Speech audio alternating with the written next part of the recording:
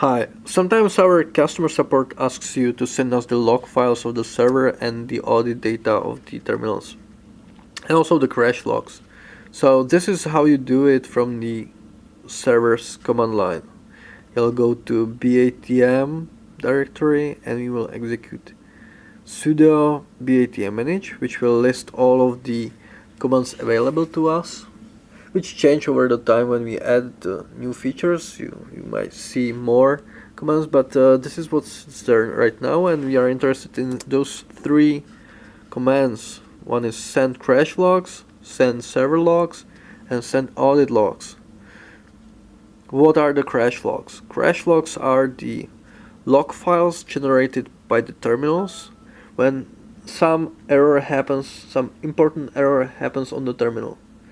So when that happens, terminal creates this log file and sends it to your server, and your server stores it on your server and on your drive there. And when you are able to send those crash logs to us, those crash logs doesn't contain any security sensitive data, just where the application crashed and much more details for us to track down the problem. The server logs are the logs generated by the server itself.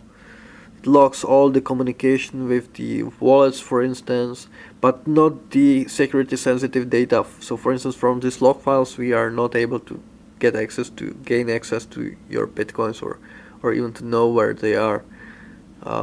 And third category is audit logs. Audit logs are generated by some banknote acceptors, for instance by SCR recycler, and that allows us, if you send us this data, it allows us to see what is the performance of the recycler. For instance, we see how many banknotes are accepted, how many were jammed, how many were refused.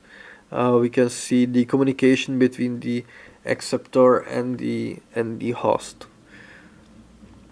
So for instance, when it doesn't accept some banknote, you can send us audit logs. We can see why it's not accepting that banknote.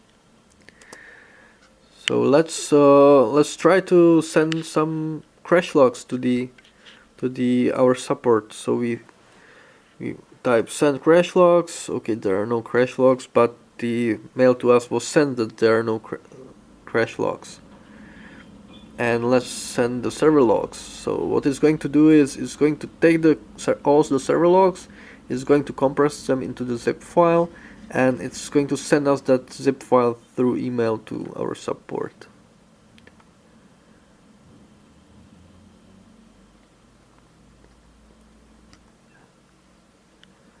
Okay, sometimes the log files are really long, and with the audit logs it's the same.